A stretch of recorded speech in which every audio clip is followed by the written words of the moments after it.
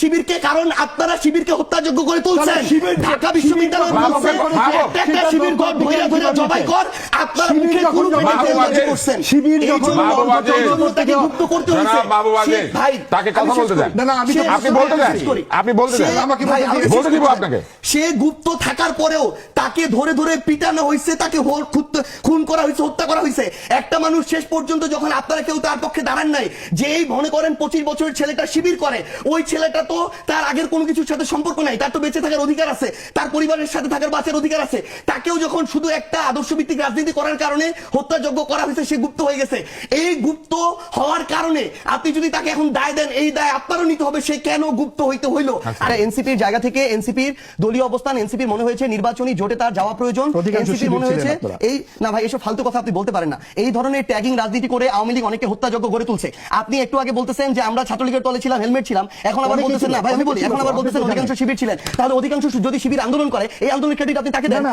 আপনি আমাকে এটা বলেন, আমি সার্জিস আলম 2017 সালে যেদিন ঢাকা বিশ্ববিদ্যালয়ে গেছি, ওই ঢাকা বিশ্ববিদ্যালয়কে যখন এইরকম ছাত্রলীগের আওয়ামী লীগের অধীনস্থ একটা ক্যাম্পাস বানায় রাখা হয়েছিল, আমাকে যখন গণরুমে প্রথম দিন গিয়ে উঠতে হলো, তখন আপনারা কথাই ছিলেন। যখন না কোনোদিনও না, আপনি আমার কথা শুনে না শুনে আপনি বলতে পারেন না। আমাকে যখন গণরুমে থাকতে হলো, গেস্ট রুমে, শুনতে হবে, আপনার কথা সময় বলিনি। আমাকে যখন গণরুমে রাখছে, গেস্ট রুমে রাখছে, আমাকে যখন অত্যাচার করলো, নির্যাতন করলো, না শেষ করতে হবে ভাই। আপনি যখন পড়ছেন তখন এটা ছিল কিনা আমি জানি।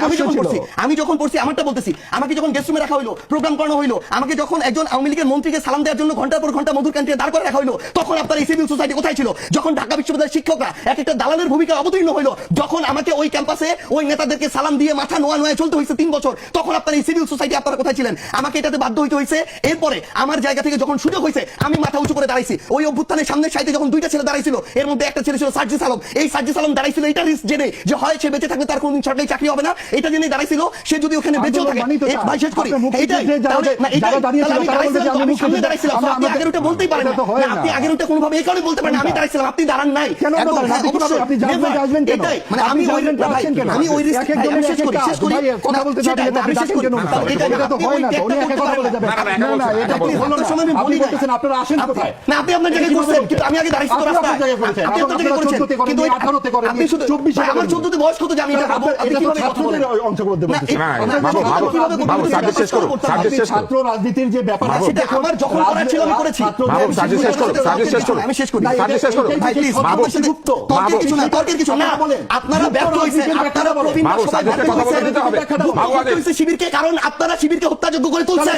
ঢাকা বিশ্ববিদ্যালয় একটা শিবির ঘর ধরে ধরে জবাই কর, আপনারা মুখে কোনো করছেন। শিবির যখন তাকে মুক্ত করতে হয়েছে, বাবু আগে তাকে কথা বলতে দেন। না আপনি বলতে দেন, আপনি বলতে দেন, আমাকে বলতে দিব আপনাকে। সে গুপ্ত থাকার পরেও তাকে ধরে ধরে পিটানো হয়েছে, তাকে খুন করা হয়েছে, হত্যা করা হয়েছে। একটা মানুষ শেষ পর্যন্ত যখন আপনারা কেউ তার পক্ষে দাঁড়ান নাই, যে এই মনে করেন 25 বছরের ছেলেটা শিবির করে, ওই ছেলেটা তো তার আগের কোনো কিছুর সাথে সম্পর্ক নাই, তার তো বেঁচে থাকার অধিকার আছে, তার পরিবারের সাথে থাকার বাঁচার অধিকার আছে। তাকেও যখন শুধু একটা আদর্শভিত্তিক রাজনীতি করার কারণে হত্যাযোগ্য করা হয়েছে, সে গুপ্ত হয়ে গেছে।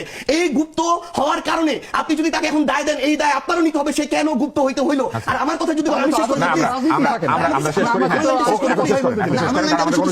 ভাই মানে দিন শেষে শুধু একটা জিনিস মনে রাখতে হবে ভাই, দিন শেষে শুধু একটা জিনিস আপনি অবশ্যই ভাইকে দিবেন, দিন শেষে শুধু একটা জিনিস মনে রাখতে হবে, যেটা হচ্ছে আমরা পুরো প্রেক্ষাপটটা না জেনে ব্যক্তিগত চিন্তা কারো উপরে চাপিয়ে দিতে পারি না।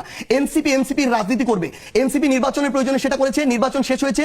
এখন এনসিপির যেটা বাংলাদেশের স্বার্থে, জনগণের স্বার্থে, দলকে সামনের দিকে এগিয়ে নিয়ে যাওয়ার জন্য যেটা যৌক্তিক মনে হবে, এনসিপি তার জায়গা থেকে ওইটা করবে। এবং আমরা শুধু এইটুকু স্পষ্ট করে বলি, আমরা এখন এটা মনে করি যে মুক্তিযুদ্ধই আমাদের ভিত্তি এবং 24 হচ্ছে আমাদের নতুন করে আমাদের একটা পুনর্জন্ম। এই ভিত্তিটাকে মেনে আমরা আমাদের এই 24-এর আকাঙ্ক্ষাটা ধরেই সামনের দিকে চলবো। জনগণ যদি আমাদেরকে মনে করে প্রাসঙ্গিক, আমরা প্রাসঙ্গিক থাকবো। জনগণ যদি মনে করে প্রাসঙ্গিক না, আমরা প্রাসঙ্গিক থাকবো না। কিন্তু কেউ যদি কোনো কিছু চাপিয়ে দিয়ে ব্লেম গেম খেলে মানুষকে বিভিন্ন ভাবে তার চিন্তাটা চাপিয়ে দেওয়ার চেষ্টা করে, এটা টিকবে না। আর সময় নাই।